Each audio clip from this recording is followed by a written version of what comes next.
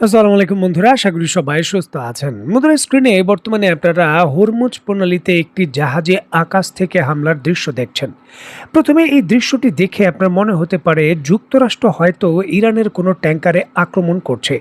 তবে বাস্তবতা একেবারে ভিন্ন। মূলত ইরানের নৌবাহিনী তাদের ড্রোন এবং যুদ্ধ বিমানের মাধ্যমে এই জাহাজটিতে হামলা করছে বা সামরিক পদক্ষেপ নিচ্ছে।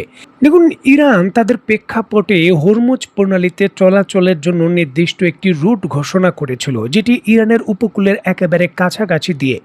যুক্তরাষ্ট্র তার পরিবর্তে ওমানের উপকূলের কাছাকাছি তাদের নিজস্ব রুট ঘোষণা করেছিল। যুক্তরাষ্ট্রের নির্দেশনা মেনে যে জাহাজগুলো ওই পথে চলাচল করছে, সেই জাহাজগুলোর বিরুদ্ধেই ইরানের এই সামরিক পদক্ষেপ, যেখানে যুক্তরাষ্ট্রের যুদ্ধ বিমান এবং অন্যান্য যে গ্যারান্টার জাহাজগুলো ছিল সেগুলো কিন্তু তেমন উপস্থিতি দেখা যায়নি। দেখুন, ইরানের হামলা অত্যন্ত শক্তিশালী ছিল। স্ক্রিনে নিশ্চয়ই আপনারা দেখতে পাচ্ছেন হামলার কারণে জাহাজে কি পরিমাণ ক্ষয়ক্ষতি হয়েছে তার দৃশ্য দেখাচ্ছেন উপকূলীয় যে ইরানের একজন জেলে রয়েছে তারা।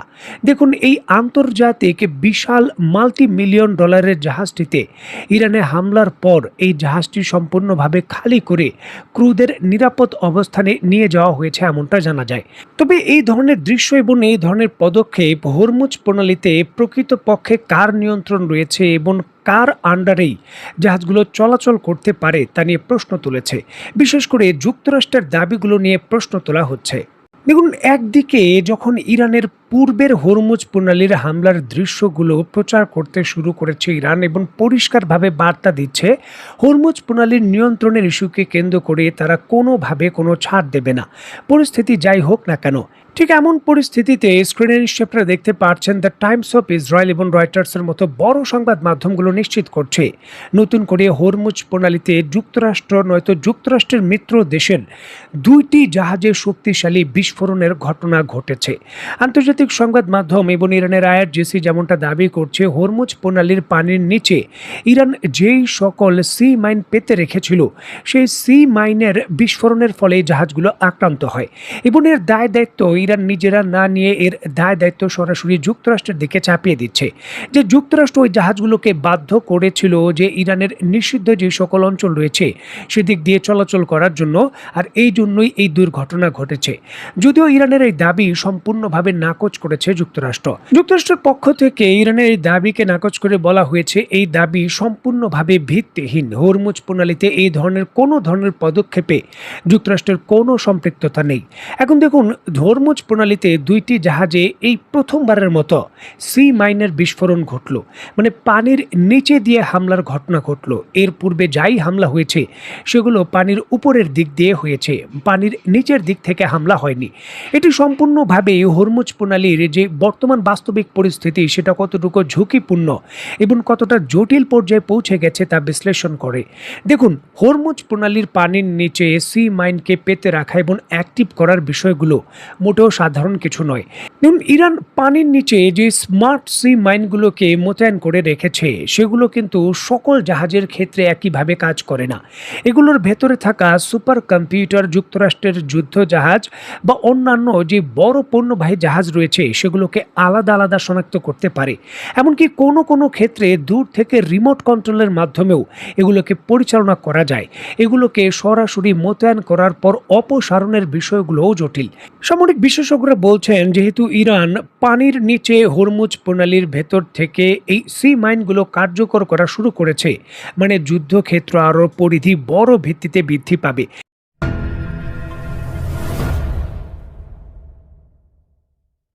স্ক্রিনে বর্তমানে আপনারা যে দৃশ্য দেখছেন এটি ইরানের ভেতর থেকে ইরানের প্রেস টিভি প্রকাশ করেছে। স্ক্রিনে নিশ্চয়ই আপনারা দেখতে পাচ্ছেন ইরানের দক্ষিণাঞ্চলীয় গুরুত্বপূর্ণ অনেকগুলো সেতুর ভেতর যুক্তরাষ্ট্র যে হামলা করেছে এবং হামলায় ক্ষয়ক্ষতি হয়েছে তার দৃশ্য এটি। সামরিক বিশেষজ্ঞরা বলছেন যে কোনো ধরনের বড় হামলার পূর্বেই বেসামরিক এই ধরনের স্থাপনায় হামলা করে যে কোনো দেশ, মানে বিশেষ করে পদাতিক হামলার পূর্বে এই ধরনের হামলা করা হয়, যাতে নতুন করে দ্রুত কোনো ধরনের সাপ্লিমেন্ট বা রসদ সাপ্লাই আক্রান্ত এলাকায় পৌঁছতে না পারে, এটি করার জন্যই এমনটা করা হয়। যুক্তরাষ্ট্র তাহলে কি ইরানের দক্ষিণ পূর্বাঞ্চলে, বিশেষ করে দক্ষিণাঞ্চলে বড় ধরনের পদাতিক হামলার প্রস্তুতি নিচ্ছে? তার অংশ হিসাবেই বেসামরিক স্থাপনায় আক্রমণ করা হচ্ছে। দেখুন, বিষয়গুলো মোটেও কিন্তু সাধারণভাবে নিচ্ছে না ইরান। দেখুন, আচমকা যুক্তরাষ্ট্র হামলা করে একটি নির্দিষ্ট অঞ্চল দখল করে নেবে এবং সেটি পুনরুদ্ধার প্রক্রিয়া অত্যন্ত জটিল হবে। ইরান সেই ঝুঁকি নিতে চাচ্ছে না। স্ক্রিনে নিশ্চয়ই আপনারা দেখতে পাচ্ছেন ওই অঞ্চলের ভেতর, দক্ষিণাঞ্চলীয় অঞ্চলের ভেতর বিপুল পরিমাণে সেনা সদস্য এবং যে ফ্রন্ট লাইনের যোদ্ধা রয়েছে তাদের মোতায়েন করছে ইরান। বলতে পারেন ট্রাক ট্রাক ভর্তি করে বিভিন্ন ধরনের আধুনিক সরঞ্জাম, বিভিন্ন ধরনের ভারী আর্টিলারি সিস্টেম এবং হাজার হাজার সেনা সদস্য কুয়েতের উপকূলের কাছাকাছি যে দক্ষিণাঞ্চলীয় রয়েছে শহর, এই পুরো ইরান জুড়ের কোস্ট লাইন, সেখানে বিপুল পরিমাণে নতুন করে ইরান সেনা মোতায়েন করছে। যুক্তরাষ্ট্রর সব ধরনের যে কৌশল রয়েছে বিবেচনায় রাখছে ইরান। এক্ষেত্রে সামরিক বিশেষজ্ঞরা এমনটাও বলছেন যে সামরিক বিভিন্ন ধরনের কেন্দ্রে হামলা করে যখন বড় কোনো ক্ষতিগ্রস্ত বা কৌশলগতভাবে প্রতিপক্ষকে কোণঠাসা করা না যায়, তখন বেসামরিক যে সকল স্থাপনা রয়েছে সেগুলোকে হামলা করে সেখানে ক্ষতিগ্রস্ত প্রক্রিয়া বৃদ্ধি করে অর্থনীতি এবং দেশের অভ্যন্তরীণ যেই সকল সংকট রয়েছে তাকে চাঙ্গা করে দ্বিতীয় কৌশল অবলম্বন করতে পারে যুক্তরাষ্ট্র। পদাতিক হামলার মতো এই ধরনের জটিল বিষয়ে যুক্তরাষ্ট্র হয়তো এখনই যেতে চাইবে না, কারণ একবার পদাতিক সৈন্য প্রবেশ করলে তারা ঠিক কিভাবে আবার ফেরত আসবে বা লজিস্টিক সাপোর্ট ঠিকভাবে প্রেরণ করা যাবে কিনা, এই ধরনের জটিল বিষয়গুলো রয়েছে। আর এটি অত্যন্ত দীর্ঘমেয়াদী প্রক্রিয়া। একবার প্রবেশ করলে সেখান থেকে খালি হাতে ফেরত আসার বিষয়গুলো অত্যন্ত জটিল। সুতরাং হতে পারে যুক্তরাষ্ট্র এই বিষয়গুলো আরও অনেক বিবেচনা করে তারপর সিদ্ধান্ত নেবে। তবে ইরান এই ক্ষেত্রে কোনো ঝুঁকি নিতে চাচ্ছে না, যার জন্যই সীমান্তবর্তী উপকূল এলাকায় নতুন করে আরও বিপুল এত সেনা মোতায়েন করলো।